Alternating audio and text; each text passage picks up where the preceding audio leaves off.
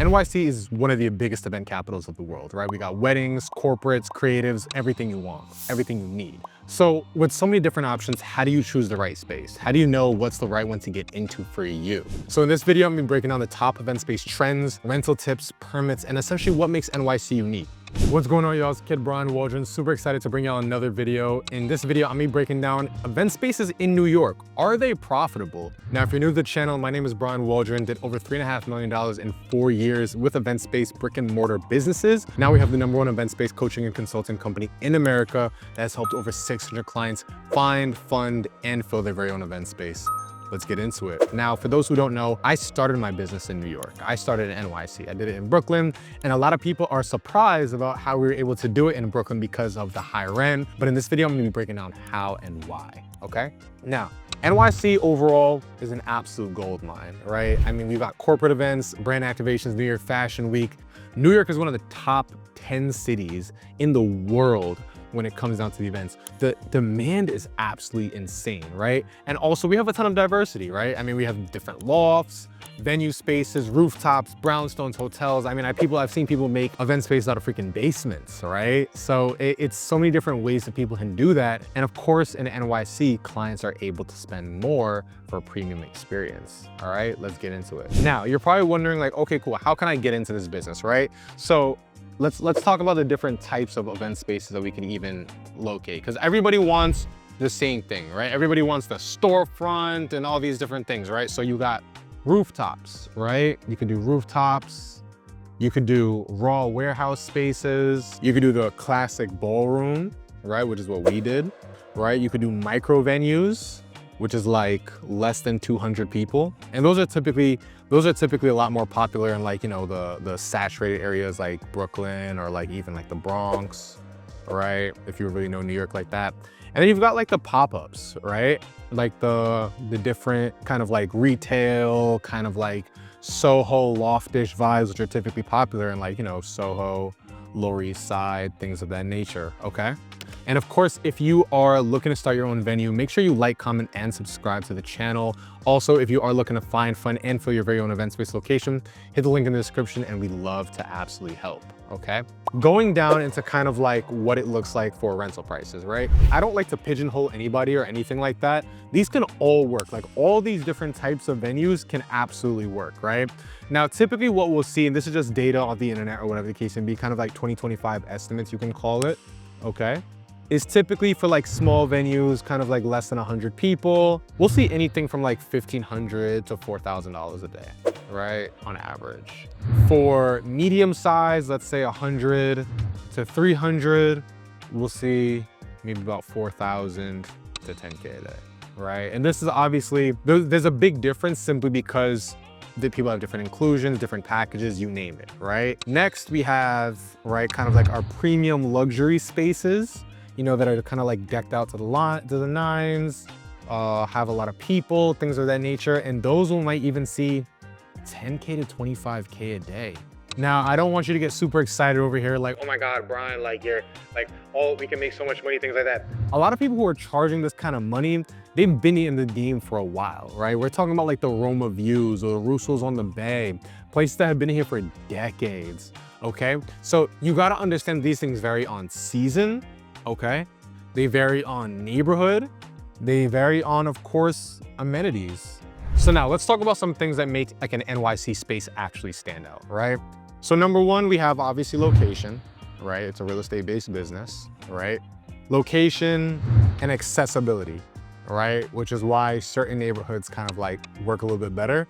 And I'm actually gonna show you guys some really cool ways to kind of like get around these different things, right? Because everybody says, oh my God, location, location, location. Yeah, to an extent, but we can kind of work around that, right? So location accessibility, right? Obviously, if you're close to like trains and buses, you know, certain metro areas, like it'll be a lot easier for you, right? #2, what's a big thing that really makes a venue stand out? Let's talk about certain perks, right? Let's say like natural light. Let's talk about exposed brick. Let's talk about high ceilings. These are all things that are major selling points. I always like to find venues that have something unique to them. Like they have a unique selling point. Like for example, my first venue, Fulton, had like this drop ceiling My second venue, Ashford, had these huge windows that just went to canvas the entire place. My third venue, Blake and Dumont, that one had like these huge lights. I had this huge, beautiful floor plan. So you always want to look for a venue that has a really, really good selling point. Makes things a lot easier, but it's not the end of the world. Now, when it comes down to, no, those are like the physicalities, right? Now let's talk about some of the amenities. We can talk about furniture. We can talk about sound system, staff, packages. These are all different ways that you can kind of differentiate your venue so that way, when people come in, it's an easy hit, it's an easy sell, right? Let's talk about them one at a time, right? Furniture. When it comes down to furniture, you definitely want to have rental furniture. The venue is never enough, right? Venue is never enough. So one of some things that we want to consider, right, is when it comes down to furniture, what's moving right now? What are some of the big ticket items? And it comes down to backdrops. Now, this is why in Event Space Elites, we have our event rental starter pack. So we show all our clients like, hey, these are the top things that you want to focus on right now. Backdrops, right? Pedestals / dessert tables, okay? Charger plates, table decor. These are all different things that you want to go ahead and utilize so that you can differentiate your venue. Kitchenette, major selling point. Major selling point. People want a sink, right? People want a bar. People want a prep area, okay? These are all different things that you can utilize to differentiate your venue. Sound system. Now, I'm not a huge fan of a sound system, only because I've had really bad experiences with it. Now, with that being said, there are different ways to incorporate it. Some people don't provide the wires, some people don't provide the DJ, some people don't provide the mixer, whatever the case may be. Make it work for you, all right? And then last but not least, staff. When it comes down to staff, you can have things like an event attendant. You can have things like security, like VAs, all different things just like that. And remember, if you want the step-by-step blueprint towards getting this off the ground, make sure you like, comment, and subscribe, and hit the description to go ahead and work with ESC so we can show you the exact blueprint on how to get all this stuff done, put together for you, all right? Next, what makes the space stand out? Proper permits, right? I have a whole video on that already. Proper permits and licenses. Right? Make sure you avoid getting shut down. I have a whole entire video on permits and whatnot, but let's talk about a couple of things that we want to go ahead and just nip in the bud, right? So when it comes down to permits and legal requirements, right? So number one, we have zoning and occupancy. Number two, we have fire department. Number three, we have liquor license if you're going to be providing liquor.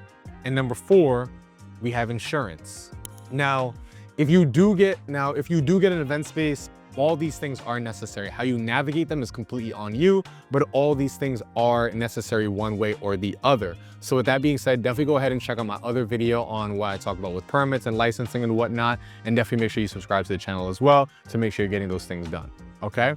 So with that being said, now it's like, okay, cool, I wanna find a location, right? So here's some tips for finding that standout location. Now here's the thing, right? I never like to obsess over locations. I never like to obsess over because the longer you take to find a location is the longer it takes for you to make money. So don't obsess over. So number one, know your client. Who are you actually trying to appeal to, right? If you're in the fashion industry and whatnot, your venue is gonna look a lot different from somebody who's trying to do like big bashment parties or trying to do baby showers or whatever the case may be. So you absolutely wanna understand what that looks like for you. Know your ideal client. If you don't know, then have Event Space Elites help you out. Number two, invest in good photos. That's what I like to do, right? Invest in good quality photos and style shoots. That's one of the biggest things that we preach. Always do style shoots, okay? You can use platforms like, and this is if you're not going through ESE or like, you know, trying to like develop your own organic. I don't really recommend this method, but you can use third-party websites like Peerspace, Gigster, right? Wedding Wire. I don't really like to use these websites because you don't own your own data. They own your data. So I always like to be aware of these things like that, right? Number four, you know, if you want to really be hands-off, hire an event manager or an event coordinator, an event manager or event attendant, okay, to take some of the load off of you. This is another thing I don't really recommend unless you have like really good, strong connections, but you can go ahead and go and get vendor relationships, right? Now, these are just some options for you. Vendor relationships kind of like DJ, you know, florals, et cetera. So with that being said, The reason I don't really love doing that is simply because, you know, a vendor falls through, the person blames you. I don't love to go ahead and go about that. I like to have everything in-house. So I would have my own in-house DJ if that's part of a package. I would have my florals in-house if that's part of a package, you know, et cetera, et cetera, et cetera, et cetera, et cetera. So with that being said, I'm just placing the option in front of you to show you guys that it is possible, but of course you guys could kind of go about it your own way. Now let's talk about some trends in 2025. A lot of people now they're kind of doing like the whole hybrid, you know, in-person / reality setup, where it's kind of like, you know, they're having like a built-in live stream service, things of that nature. A lot of people are doing also obviously multi-purpose event venues, which is what we definitely recommend. Multi-purpose event venue. I've seen some people even do like a co-working / multi-purpose situation. That's pretty cool too. Or I've seen some people even do like advanced reality / virtual reality, right? You could test a bunch of different things. Me personally, I love the multi-purpose. I'm always gonna stick behind the multi-purpose just because it's safe. Like that's just the best way. That's the classic way. It's been around since the dawn of time. I'm stick beside them. You feel me?